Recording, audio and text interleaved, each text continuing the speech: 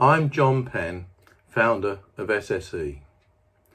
Today is for me an incredibly sad day. Our highly successful business has just had to make 50 staff redundant, a quarter of our workforce. For every one of them, it's a personal tragedy, with the loss of a rewarding job and bringing them insecurity and worry. It's not just us, this is happening right across the UK rental sector, up and down the country. I've seen this company grow since I started it in my garage 45 years ago. It's been my life's work. Our company has always been driven by innovation, finding better ways to make shows sound better, to give musicians and audiences a better experience. And in this way, we've grown from strength to strength. We've seen SSE Audio, along with our other UK group companies of Wigwam, Capital Sound and BCS Audio, grow to become the largest audio services supplier in the UK. Just before lockdown, we were given the accolade of Favourite Sound Company again in the annual TPI Awards, and we were gearing up in what promised to be our biggest summer ever, where we have calculated we would point our speaker systems to a total paying audience of close to 10 million people. Outside of the event industry, we're not very well known. Along with hundreds of other companies and thousands of freelance staff, we're in the background, in the shadows, which is where we're supposed to be.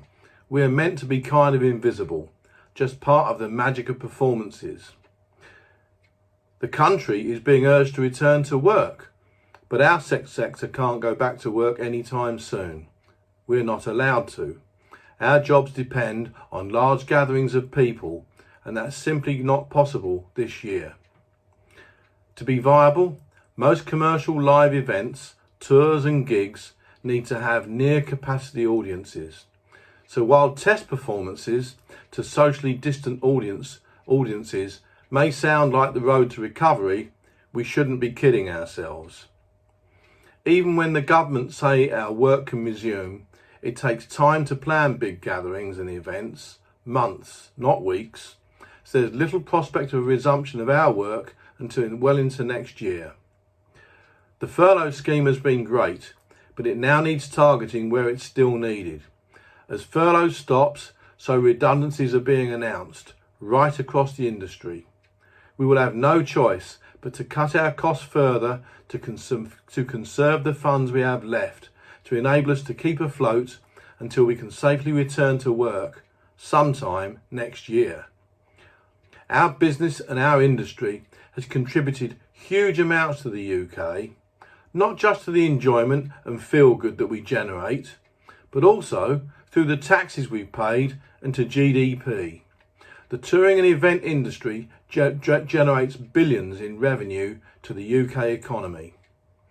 Unlike many other enterprises that contribute to the UK's cultural industry, we don't need Arts Council grants, lottery funding or wealthy benefactors because we're commercially successful in our own right.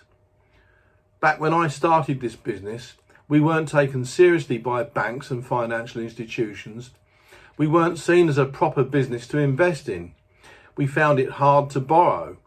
But we fought that prejudice as an industry to the point where we became a massive success story for Great Britain PLC.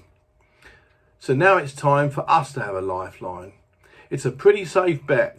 If UK PLC invests in our industry now, it will soon pay dividends. The government needs to act now. Our workforce, they're not just a bunch of roadies. Despite their often casual appearance, they're a highly skilled, technically trained bunch of extremely hard-working men and women. Their apprenticeship takes years, but they have huge life skills that are transferable to other fields. If we're forced to make even more of them redundant in the coming months, when the time comes to finally get back to work, we won't have enough of the skilled people left to be able to deliver. This applies to all the companies in this sector. Remember all those huge, memorable events you've witnessed? Not forgetting that wonderful 2012 Olympic opening ceremony. That's what we do and why we're seen as the best in the world. Finally, to everyone in this wonderful industry, these are difficult times for all of us. Get behind the action we're taking to get the attention of the government and the media. Get involved next Tuesday, August the 11th. We make events. It's red alert.